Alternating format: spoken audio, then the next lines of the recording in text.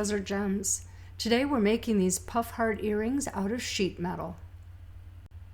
I first made a template, just a freehand drawing on a piece of cardstock, and then I cut that out. Now I'm using 20 gauge sheet metal, and I'm using copper, but you can use silver or brass, whatever you like. And we're just going to use a Sharpie and trace this on. If you don't want to use a Sharpie, you can use a scribe or even just a very sharp nail and trace it around, and it'll make a nice little line that won't rub off with your fingers. But today I decided that I was going to go ahead and use my shears instead of my saw, so I'm not worried about it rubbing off. I'm using Xuron metal shears, and because shears cut mostly straight, it's much easier if you go ahead and cut between your pattern so that you have a much smaller size of metal, because as you can see, the jaws of these are not that long.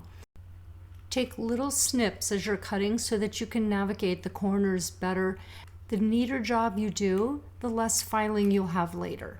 And as I'm coming into this piece here, you'll see I cut away some extra metal. I'm going to cut down into this, and then I'm actually going to come from the other side, because when you're using thick materials like the shears and the metal, it's not like cutting paper at all.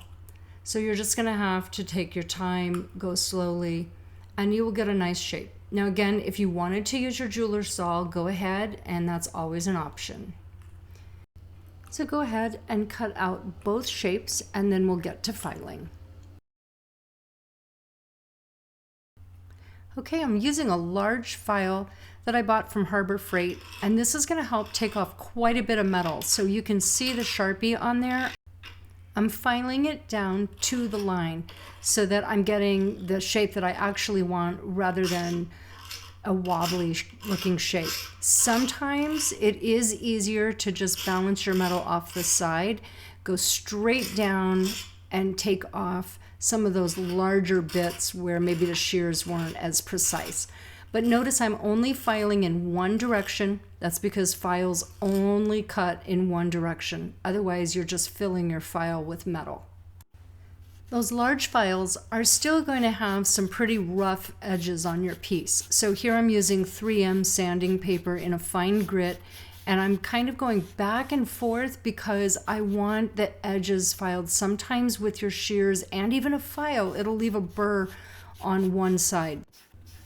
So I'm making sure that I'm not only getting the exact edge, but also just a little bit up on the front and back side. Use your finger and a smaller file if you need to just clean off any residual rough spots. Remember, if you've got rough places from your large file, that tiny fine sandpaper is not really going to take that all down. So you may need to go in with yet a smaller needle file. Take your time to get all the edges nice and neat. You can even get needle files with a triangle shape, and that's what I'm using here, is I'm putting the triangle right in between the two parts of the heart. And I'm also going to take the fine sanding paper over the surface front and back of the heart. I want to clean up any little scratches that may have come on the sheet metal or may have happened while I've been working with it. Now, I'm not concerned to get this to a mirror finish because I do know that I'm going to be texturing it some. If you are going to patina, you may also decide that you don't want a perfect finish, but perhaps maybe a matte finish. So now we've worked with them, and before we stamp them and give them some texture, we're going to anneal them. So this is basically when you're taking the heat and realigning the molecular structure to make them soft again. So I'm using a silversmith torch, but you can also use a butane torch. What you're going to see is some discoloration, and then eventually you're going to see it start to go glowing red. After this process, you're going to quench it in water and then pickle it in your pickle solution to remove the black fire scale. So here I've already drawn with Sharpie the stamping pattern that I want to make for these hearts. I'm using a steel bench block and a punch that is flat on one edge, kind of like a chisel. If you use too strong of a chisel, you actually can go all the way through your metal. use a brass hammer so that it doesn't bounce.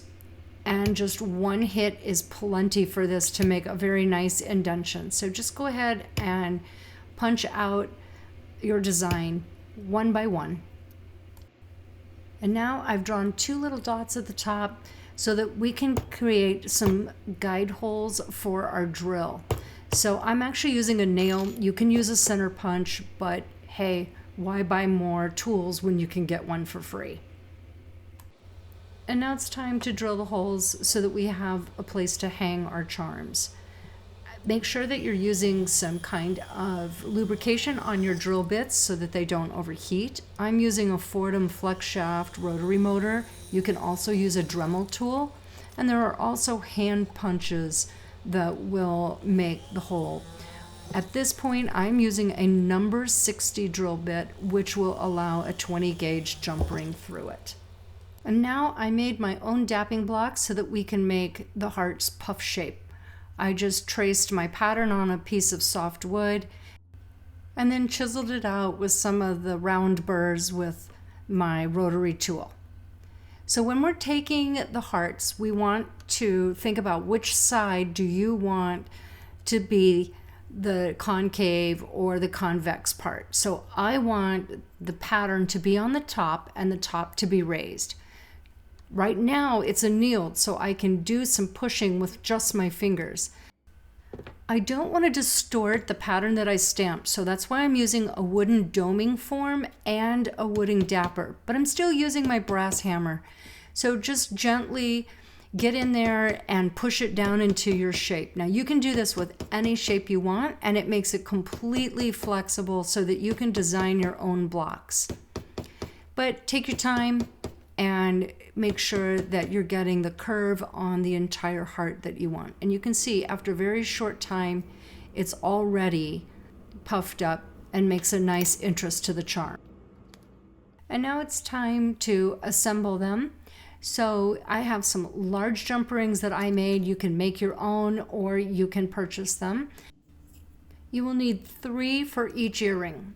Put 1 in the first hole and add a second one. Here I'm using a jump ring closing tool, which I absolutely love. You can get them very cheap all over the place. Fire Mountain Gems has them, the hobby stores.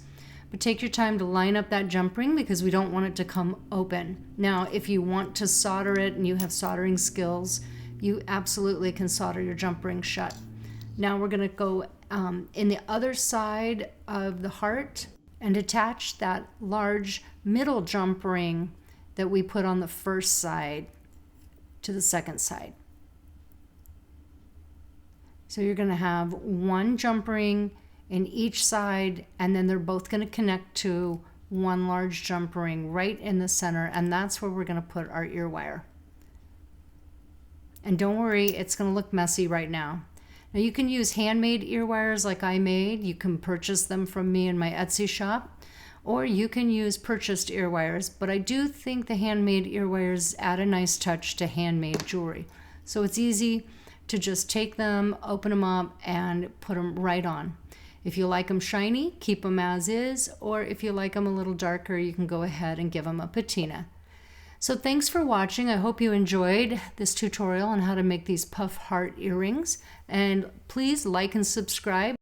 Leave a comment below on what you thought or questions you have. And as always, direct message me and you can purchase anything that I'm making.